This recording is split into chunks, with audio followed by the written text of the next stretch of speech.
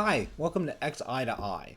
Today's topic, 10 things I hate about your conference talk. Now, before I get going on this, I want to make a couple things perfectly clear. Number one, when I say you, I don't mean you, of course. I love your conference talk. It's all those other people's conference talks that we're going to be talking about today. Secondly, I also want to point out that of these 10 things, I've pretty much done all of them. So I don't want you to think that I'm sitting in the back row and being sarcastic about about mistakes I've never made. I am in fact sitting in the back row and being sarcastic about mistakes I make continuously, and that I'm hoping that I can keep you from making. So, the first thing that I hate about your conference talk is that you're underprepared. Again, not you. What's the problem with being unprepared? Well, here's the thing. Well, it's like being underprepared is kind of, you get my point. Being underprepared undermines your authority and the extent to which the audience is going to buy into the idea that you are an expert on the subject that you are talking about. You don't need to be scripted by rote, because that's going to lead us to the second thing that I might not like about your talk, which is that you're over-prepared. Now, the problem with being over-prepared is that most people are not good enough actors to read a memorized word-for-word script without sounding stiff. Also, your audience can read. So, my point here, of course, is that there's a happy medium here. If you are underprepared, then you undermine your authority because you don't know what you're talking about, or at least you sound like you don't know what you're talking about. If you're overprepared, then your intonations start to sound artificial, and it becomes harder for people to engage with them. There's actually a happy medium here. I can't tell you exactly how to get it, although I think that writing down your talk word for word, well, it doesn't work for me. I've heard that it does work for some people. What you're trying to get at here is you want to be able to deliver your talk with enough engagement that you still need to pay attention to what you're doing, but enough disengagement that you can pay attention to what the audience is doing as well. When you get to that point, then you're at exactly the right preparation level. And you want to be able to engage with the audience because the number 3 thing that you want to try to avoid is hiding. Now, this is Bill Cosby. He is perhaps one of the greatest stand-up comedians, or at least comedians, ever, and he is capable of holding an entire room in his grasp from a chair, which is amazing. But my point is this.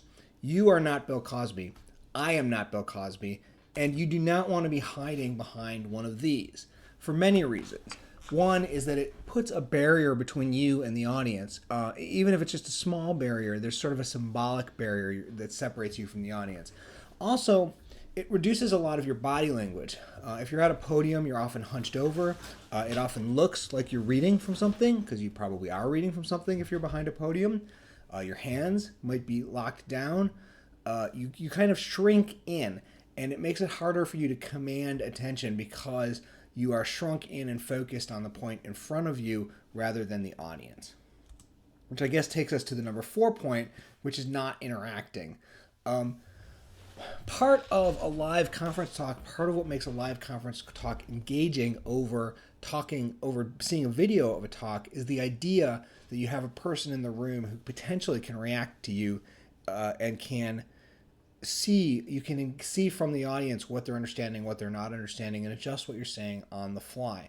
In order to do that, you need to be in a position where you're interacting with the audience. You need to be making eye contact with people. You need to be looking around the room, and you need to make it seem like you are a part of the activity that's going on in the room. Okay, that's the physical part. Let's talk about the actual talk itself. One thing you want to avoid is a talk whose sole purpose is my thing is great. My tool is great. My talk is great. My company is great. My language feature is great. All of those things may be true, but they're not enough. The response to my thing is great from the audience is often going to be, so what? And that leads us to the number 6 thing here is, I hate your talk because you're just telling me the facts. Facts in and of themselves don't necessarily help me. Even techniques don't necessarily help me. the things that you're doing don't necessarily help me. I want to hear a story. The famous is probably a little strong, but science fiction editor Teresa Nielsen Hayden has a quote: "Plot is a literary convention. Story is a force of nature." When you tell a story, when you tell something that has a beginning, a medium, a middle, and an end, that helps the audience get engaged in what you're saying, even if it is as simple as, I had this problem, I found this tool, or I wrote this tool, and now I don't have this problem. And you can come along for that ride too. That's the level of, even that level of story is good enough to get people more engaged than they would be. My number 7 thing here is trendy slides. This is a little bit of a personal thing. I find like meming all the things slides. Please don't meme all the things. That's just me. I know some people disagree about this one. I find it to be a little bit. It doesn't work to engage me, and it kind of alienates me a little bit. It makes me think like you are. It makes me think like you're not necessarily.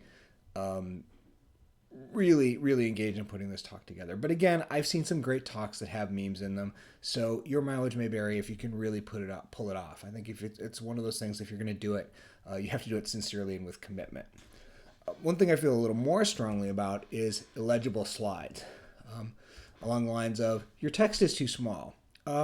Text should be 30 points, if not more.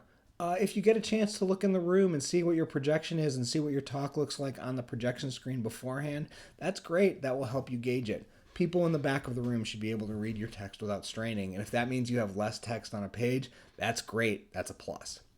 Another problem, not enough contrast. This is very, very dark gray on black. I've seen a lot of code samples that are basically this. Light on black is harder to read in projected text. You really want to have dark text on a white background if you can do it. Also, remember, bullet lists are boring, and your audience can read faster than you can talk.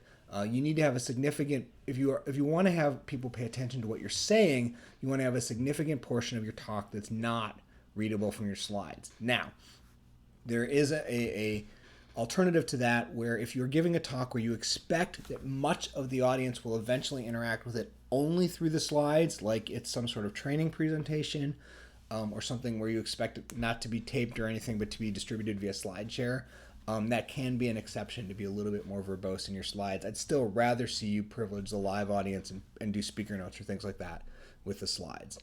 The number 9 thing, not knowing your audience. You should have a sense of what your audience is going to need explained to them and what they're not going to need explained to them. If you don't know, even making a rough guess is going to be better than going in and really not having any strong feeling about who's in the audience before you start. This can kind of lead to a talk that's really not engaging to the audience. And then finally, the last thing is, of course, incomplete lists of 10. Thank you for your time. This is brought to you by TableXI, which you can find online at www.tablexi.com. I'm Noel Rappin. If you like this, you can find more things that I do at noelrappin.com. Thanks.